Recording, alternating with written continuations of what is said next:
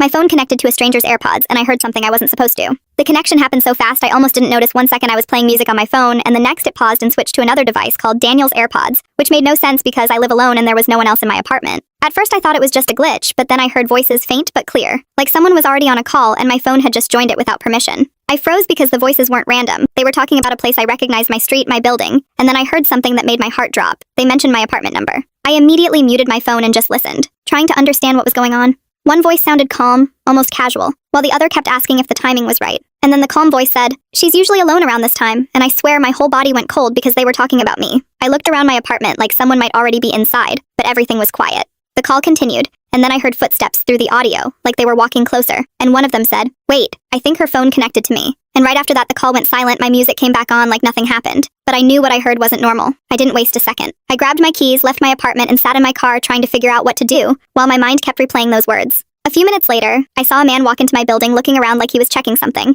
and then he pulled out his phone, looked at it, and walked back out, like he had made a mistake. I stayed in my car until I felt safe enough to go back upstairs, and when I did, everything looked untouched, like nothing had happened. But the next morning, I checked my Bluetooth history, and the device name was gone, like it had never connected at all. And that's what scared me the most, because if it was just a glitch, there would be a trace, but there wasn't anything. And now every time my phone tries to connect to a random device, I don't just ignore it anymore, because sometimes the scariest warning you get isn't loud, it's just quiet enough that you almost miss it.